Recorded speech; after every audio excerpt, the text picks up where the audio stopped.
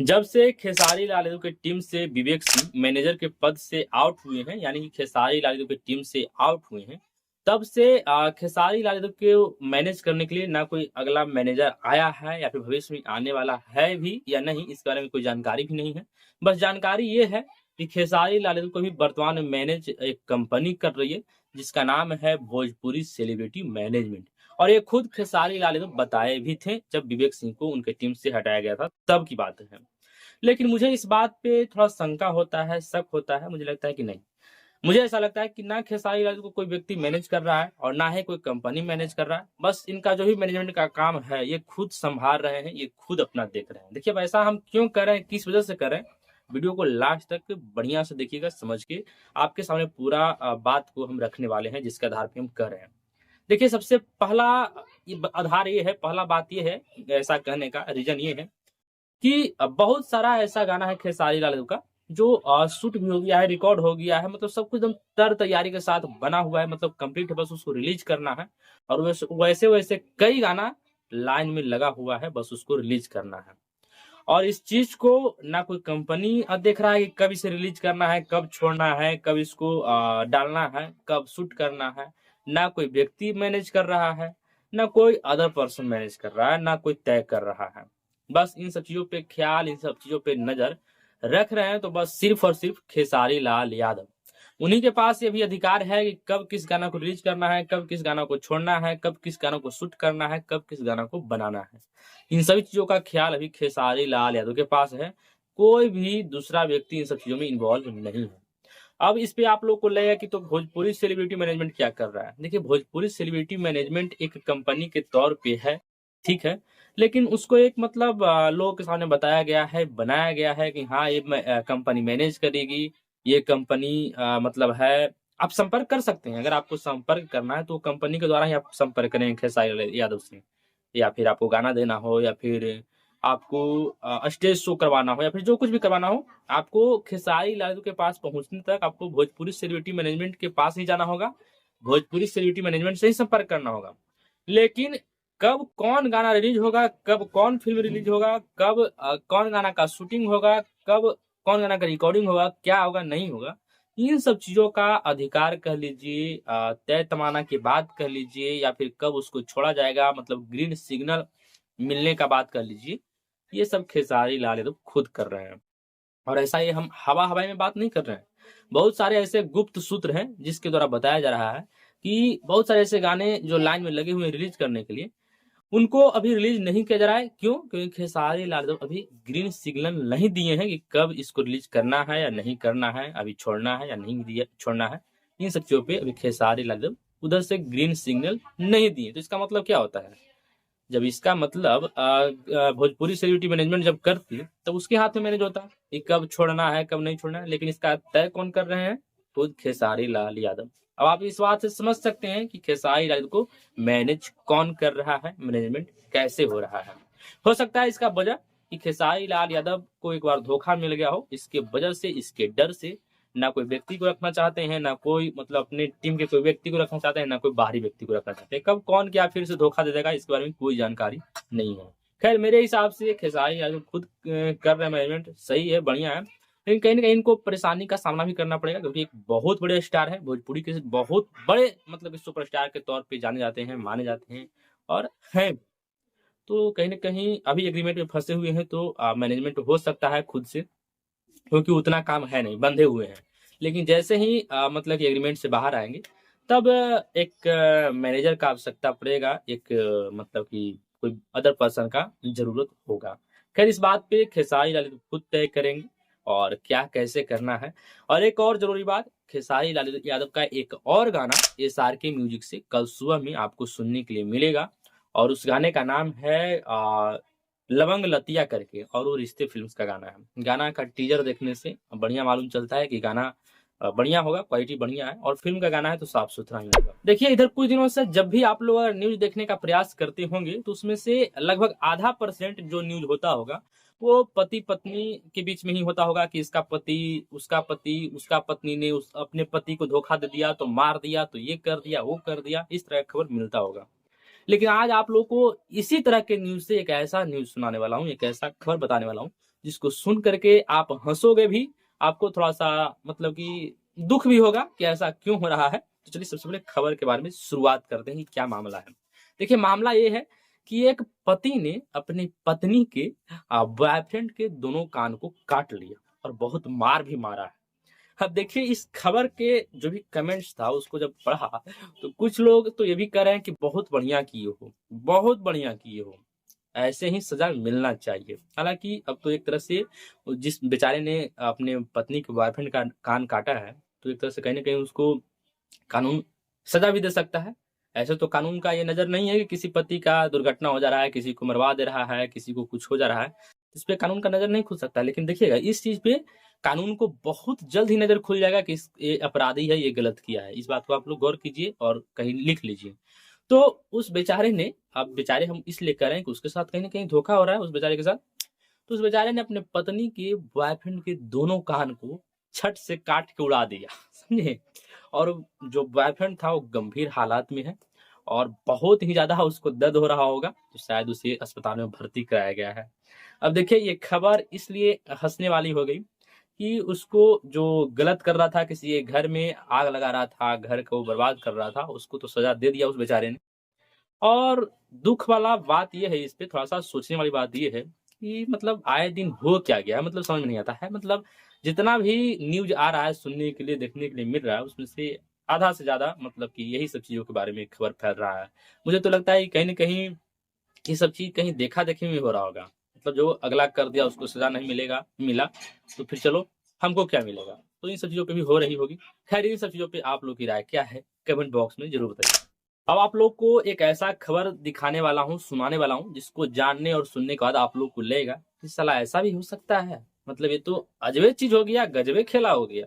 देखिए खबर ये है कि एक लड़की, ध्यान से सुनिएगा, एक लड़की अपने आप को लड़का बनाने के चक्कर में आज से कुछ दिन पहले लगभग 2021 में एक थेरेपी के द्वारा कुछ चेंजिंग करवाती है, समझ गए।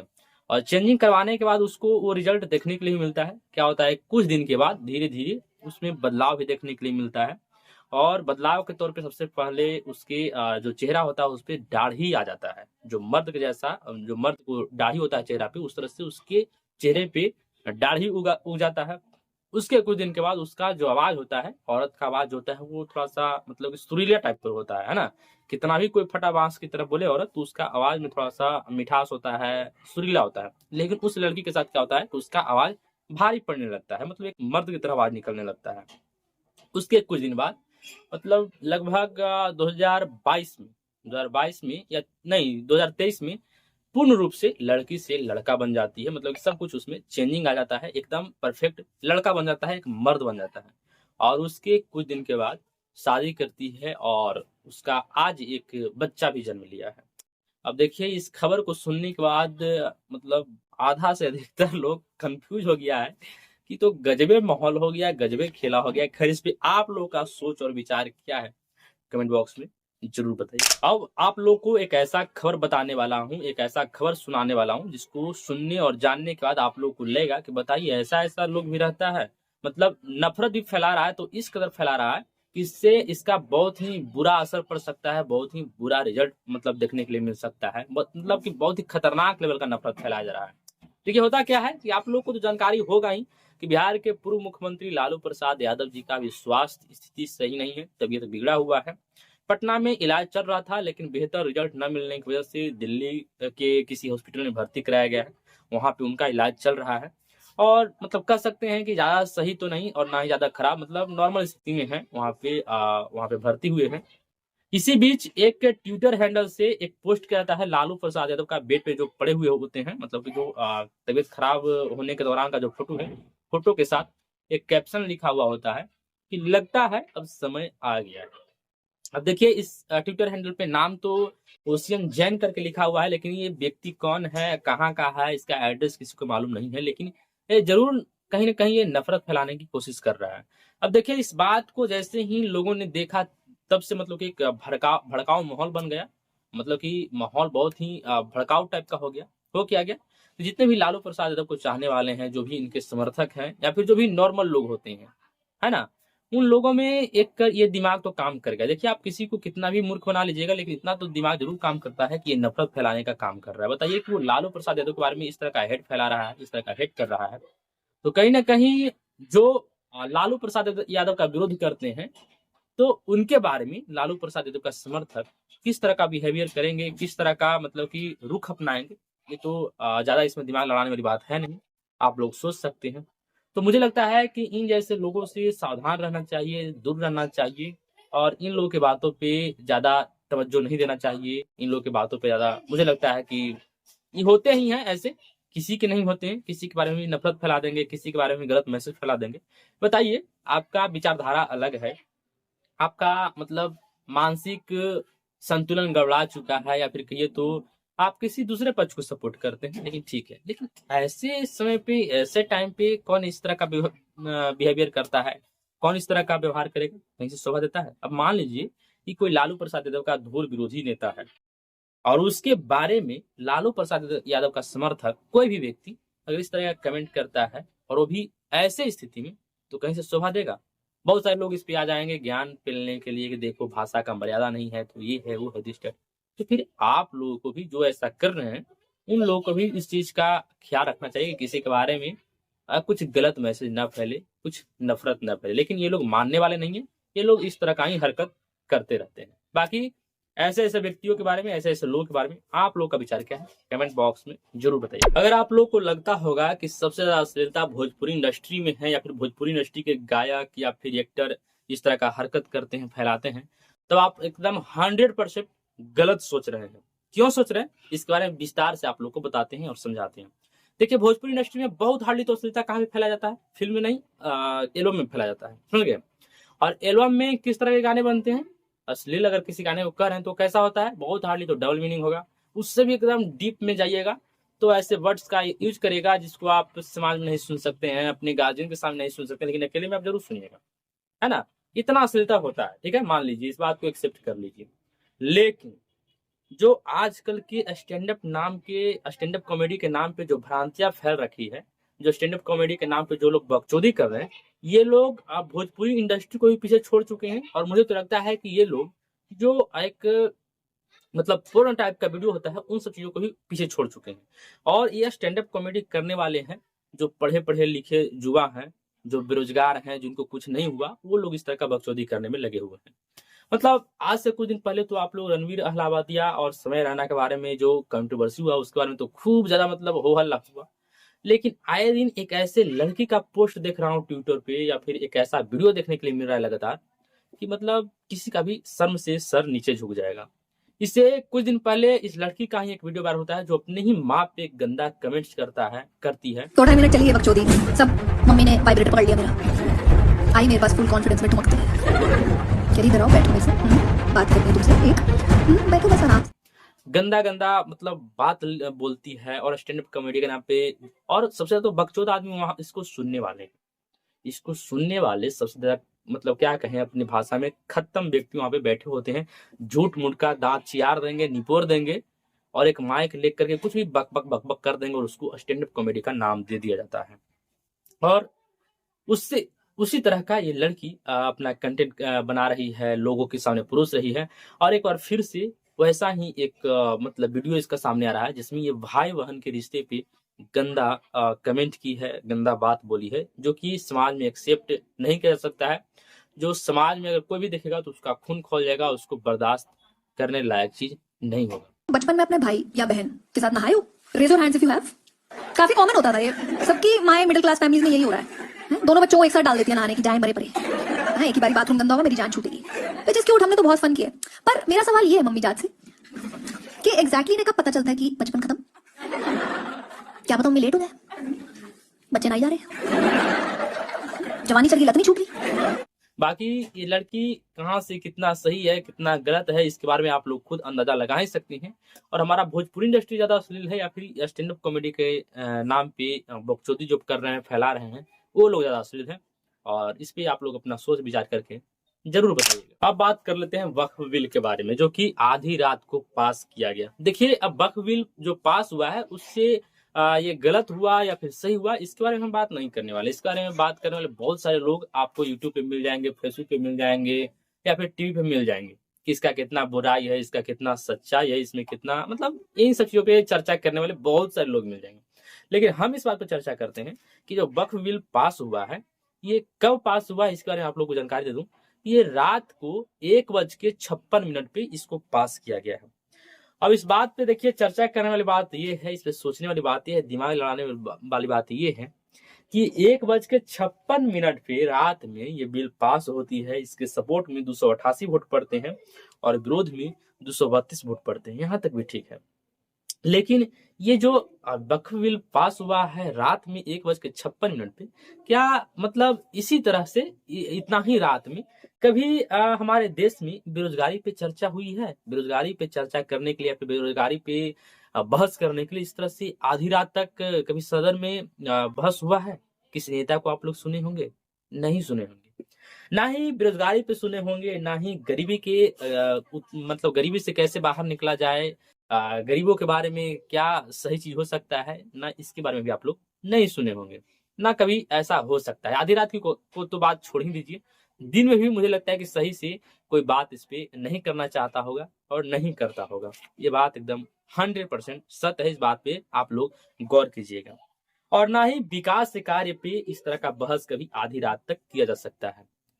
किससे बहस किया जा रहा है? वक्फ बिल पे, जिसपे जनता को हम क्या कहें, इस बात पे ज्यादा तो जानकारी कहने लायक है नहीं, बताने लायक है नहीं।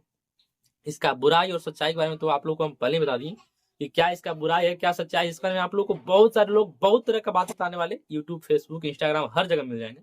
लेकिन हम बता देते हैं कि इसी तरह से बहस इतना ही रात में कभी भी न बेरोजगारी पे किया जाएगा और ना हुआ है, न बेरोजगारी पे हुआ है, न गरीबी पे हुआ है और ना ही विकास कार्य पे हुआ है। और आप लोगों के लिए सबसे ज्यादा इम्पोर्टेंट क्या है, आप लोगों के लिए सबसे ज्यादा जरूरी चीज क्या है, आप खुद समझ सकते हैं ना। आप इस बात को तो समझ सकते हैं कि आपके लिए बेरोजगारी कितना जरूरी है, बेरोजगारी पे बात करना कितना जरूरी है, बेरोजगारी से बाहर निकलना कितना जरूरी है, आप लोगों के लिए गरीबी से दूर निकालने वाली बात पे बहस होना कितना जरूरी है, या फिर विकास कार्य सबसे बेहतर कैसे होगा, इस पे बात करने वाली बात कितना जरूरी है। खैर, इस पे ज्यादा दिमाग क्या ही लड़ाएं, आप लोग खुद अपना अपना दिमाग से सोच सकते हैं और जो भी आपका राय विचार हो कमेंट बॉक्स में चेप सकते हैं। आज से कुछ दिन पहले जब अमेरिका में राष्ट्रपति का चुनाव हो रहा था, तब बहुत सारे लोग भारत में यज्ञ कर रहे थे, हवन कर रहे थे, मंत्र का जाप कर रहे थे कि किसी भी तरह से डोनाल्ड ट्रंप जीत जाए, उनका जीत हो जाए तो भारत का उत्थान हो जाएगा, तो ये हो जाएगा। किसकी वजह से? क्योंकि वो नरेंद्र मोदी के दोस्त हैं, ऐसा मोदी जी कहते हैं।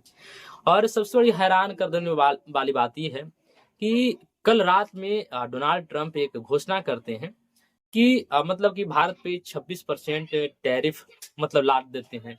और इस बारे में अगर आप लोग को जानकारी नहीं है तो आप लोग को बता दूं कि जो भी विदेश से सामान का आयात निर्यात होता है या फिर खरीद बिक्री जो होता है, तो उसको एक देश से दूसरा देश की सीमा पार करने के लिए बहुत सारा कर लगाया जाता है। समझ गया? कर मतलब कि टैक्स, बहुत सारा टैक्स, मतलब सामान जो खरीदे उसका अलग पैसा हो गया, लेकिन उसको सीमा पार करने के लिए टैक्स एक लगाया जाता है, जो कि उस देश का जिस देश से पार करता है वही देश लगाता है। तो अमेरिका ने भारत पे 26% टैक्स लगा दिया है। अब इस बात पे बहुत सारे लोगों को मतलब ध्यान नहीं जा रहा होगा वक्फ बिल के वजह से, और बहुत सारे लोग इस चीज को इग्नोर कर रहे होंगे और उसको अजुरा देंगे कि वक्फ बिल पास हो गया नहीं हो गया।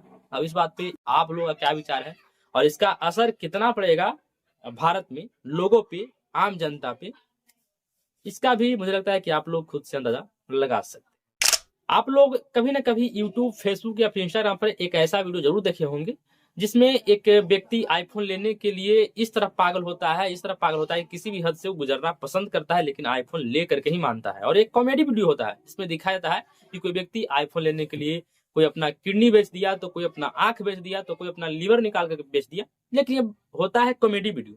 लेकिन एक ऐसा खबर निकल करके सामने आ रहा है जो इस कॉमेडी वीडियो को एक वास्तविक घटना में बदल करके रख दिया है। देखिए होता क्या है कि एक लड़की जिसके माँ बाप मजदूर होते हैं, उस लड़की पे आईफोन लेने का भूत इस कदर हावी हो जाता है, इस कदर सवार हो जाता है, अपने माँ बाप से वो आईफोन खरीदने के लिए जिद कर देती है। और उस लड़की की जो माँ बाप होते हैं वो बेचारे ठहरते हैं मजदूर, और मजदूर के पास इतना पैसा कहाँ से आएगा, इस बात को आप लोग खुद सोच सकते हैं, समझ सकते हैं। एक मजदूर के लिए अपना खाना का व्यवस्था, अपना कपड़ा का व्यवस्था, अपना रहने की व्यवस्था ढंग से मतलब को उसका उपाय कर ले जाए तो यही बहुत बड़ी बात है। लेकिन ये लड़की क्या करती है कि अपने माँ बाप से आईफोन खरीदने के लिए जिद कर देती है। उस बेचारे मजदूर माँ बाप से जुगाड़ नहीं होता है, नहीं खरीद करके दे पाते हैं। लेकिन ये लड़की क्या हरकत करती है कि अपना जो हाथ का नस है उसको काट देती है। समझ गए? अपने हाथ का नस काट देती है। उसके बाद जब कोई देखता है तो उसको हॉस्पिटल में भर्ती कराया जाता है, और हॉस्पिटल में भर्ती कराने के बाद भी आप लोग सोचिएगा कि इस व्यक्ति पर, सॉरी, इस लड़की पे इतना मतलब कि आईफोन खरीदने का भूत सवार हुआ रहता है कि नस कटने के बाद भी बेहोश से मतलब होश में आती है, तब उसके बाद भी आईफोन लेने के लिए ही जिद करती। मतलब क्या हो रखा है आजकल के युवाओं का, आजकल के मतलब बच्चों को समझ में नहीं आ रहा है। ठीक है, आपको आईफोन लेने का शौक है, आपके ऊपर भूत सवार हो चुका है, ठीक बात है। लेकिन अपने माँ बाप पर इस तरह का बोझ मत बनाइए। सक्षम है तो जिद कीजिए, या फिर अपने हिसाब से देख सकते हैं, और जब नहीं सक्षम है तो बेचारे क्या करेंगे। खैर, इन सब बातों को खुद उनको सोचना चाहिए, आजकल के बच्चों को सोचना चाहिए।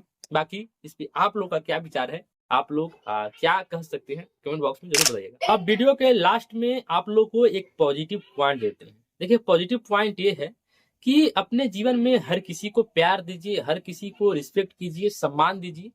जो अच्छे होंगे वो आपको साथ देंगे, और जो बुरे होंगे वो आपको सीख देंगे। बाकी यहाँ तक वीडियो को देखने के लिए बहुत बहुत धन्यवाद। वीडियो अच्छा लगा हो लाइक कर दीजिएगा, नहीं अच्छा लगा हो डिसलाइक भी कर सकते हैं। बाकी मिलते हैं कोई और अगली इंटरेस्टिंग वीडियो के साथ। तब तक के लिए टेक केयर, बाय बाय।